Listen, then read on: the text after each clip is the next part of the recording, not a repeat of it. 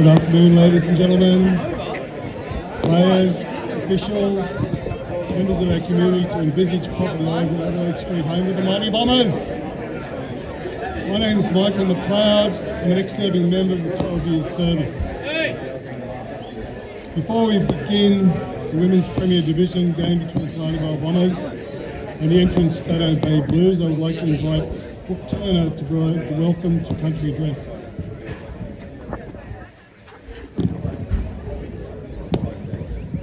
Hi, my name is Brooke Turner and I'm a proud Gumbunya woman. We stand here this afternoon on Darking Young land and we acknowledge the traditional owners of the country that we are on and recognise their continuing connection to land, waters and culture. We pay our respect to elders past, present and emerging.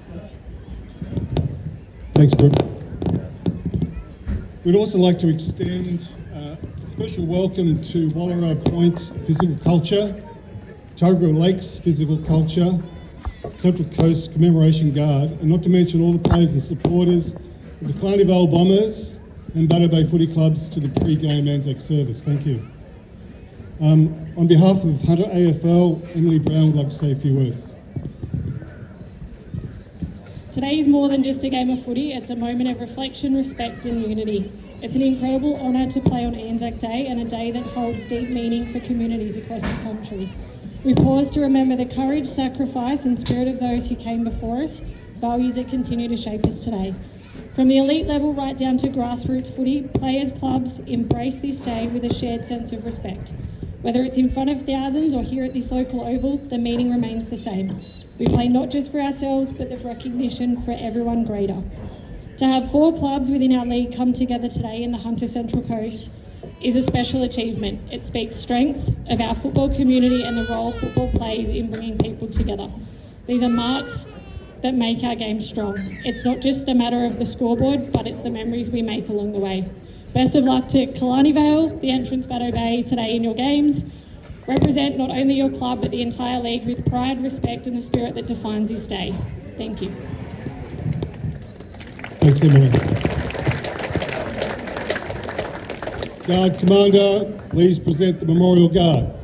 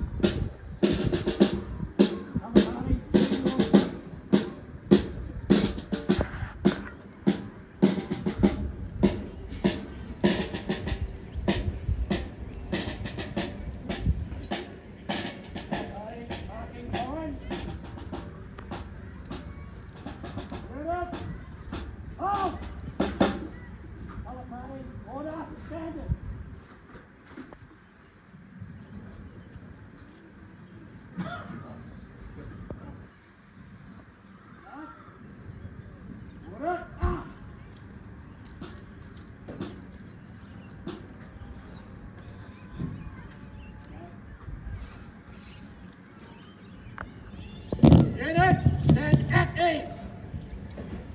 Your parade, sir. Guard Commander, please mount the catapult party. Sir. Catapult party. Okay, up. Unfixed, payment. Unfixed.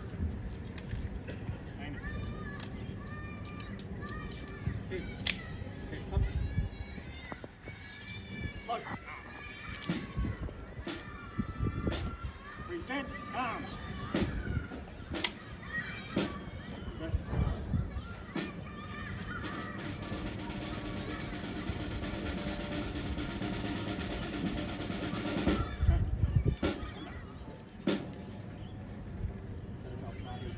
Edward, turn. Take our party to your post. Slow.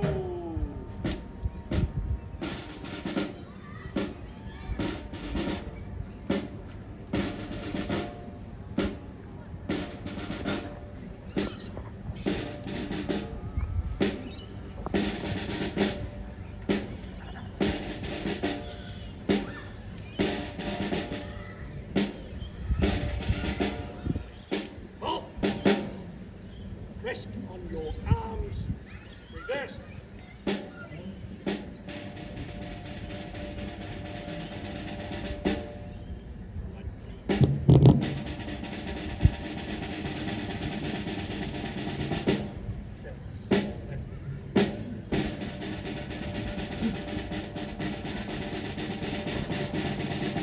Set up.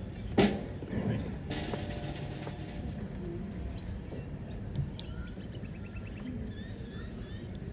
This service is a special occasion where we remember those who have fought in wars and died for our country. They protected our nation so we can live in peace and freedom today. Today, as we gather to honour the spirit of Anzac, we also express our deepest appreciation for those currently deployed in the Middle East and around the world whose courage and dedication embody the very values we remember. Their commitment to peace and service reminds us of the ongoing sacrifices made in the name of unity and compassion.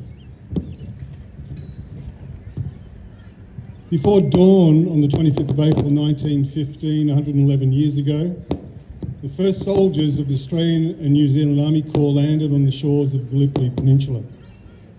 The Allies' mission was to destroy Turkish guns that were preventing naval ships from reaching and bombarding the Turkish capital, Constantinople. If they succeeded, Turkey might be forced out of the war and Germany would lose an important ally. Some 2,000 Australians were killed or wounded on the 25th of April. It was a day of confusion and fear. At Anzac Cove, the Australians were the first to land. They advanced less than a mile in some places, but they could go no further. For the next 8 months, the campaign was a stalemate. In December, the Anzacs were evacuated, but by then about 8,700 Australians and almost 2,700 New Zealand soldiers had been killed. There were some of at least 130,000 soldiers of both sides who lost their lives at Gallipoli. Anzac Day has been one of the most important dates in Australia's calendar since 1916. At first, it gave people a chance to honour the original Anzacs, the Australians and New Zealanders who fought on Gallipoli. Then came a day for those who had served in the First World War, with Australians experiencing the Second World War, and wars, conflicts and peacekeeping operations that have followed. Anzac Day has become an occasion to honour all who have worn our country's uniform in service. Today we reflect on that service and we recognise more than 100,000 Australian service men and women who have lost their lives in military operations carried out in our own country's name. We honour the values that have been invested in the original Anzacs: courage, endurance, mateship and sacrifice.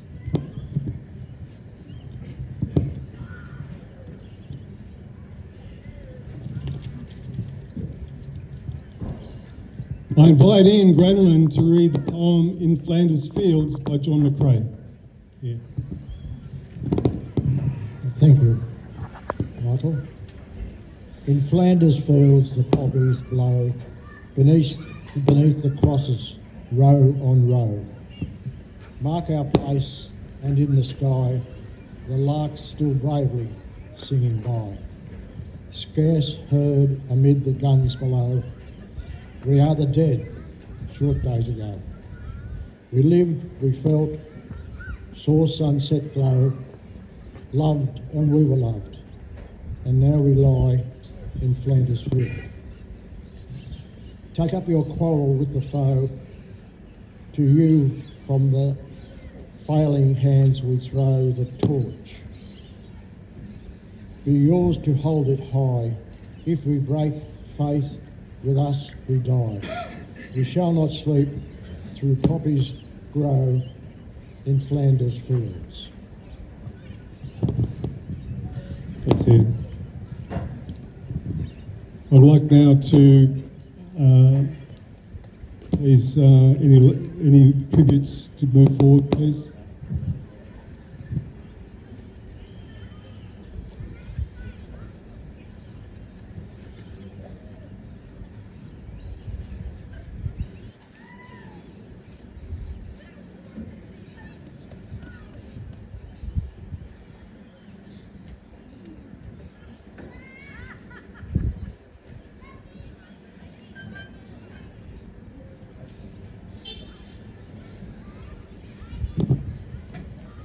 I now invite Sam Livings to recite the Ode of Remembrance. Thank you. They went with songs to battle. They were young, straight of limb, true of eye, steady and aglow. They were staunch to the end, against odds uncounted. They fell with their faces to the foe. They shall not grow old, as we that are left grow old. Age shall not weary them, nor the years condemn. At the going down of the sun, and in the morning, we will remember them, lest we forget.